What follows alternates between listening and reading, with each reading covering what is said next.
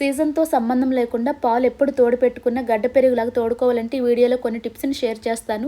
Even beginners నుంచి bachelors వరకు పాలను ఎప్పుడు తోడు పెట్టుకున్న ఈ టిప్స్ని ఫాలో అయ్యారంటే పెరుగు చాలా బాగా తోడుకుంటుందండి. బాగా కాచిన పాలతో పెరుగు తయారు చేసుకుంటే టేస్ట్ బాగుంటుంది. తోడు పెట్టుకుని గిన్నెలో 1 స్పూన్ పెరుగు వేసుకొని నేను వీడియోలో చూపించేటట్లు 4-5 టైమ్స్ పాలను బాగా తొరుపుకోవాలి. నొరగొచ్చేటట్లు లైక్ టీ అండ్ కాఫీ లాగా తొరుపుకోవాలి. ఇలా పాలు తొరుపుకొని తోడు పెట్టుకోవటం వల్ల మనకు హోటల్లో పెరుగు కప్స్ ఇస్తారు కదా, అంత మంచిగా పెరుగు తయారవుద్ది. సమ్మర్ లో అయితే గోరువెచ్చని పాలతో తోడు పెట్టుకుంటే తక్కువ టైంలోనే జున్నుగడ్డ లాంటి పెరుగు రెడీ అయిపోతుందండి.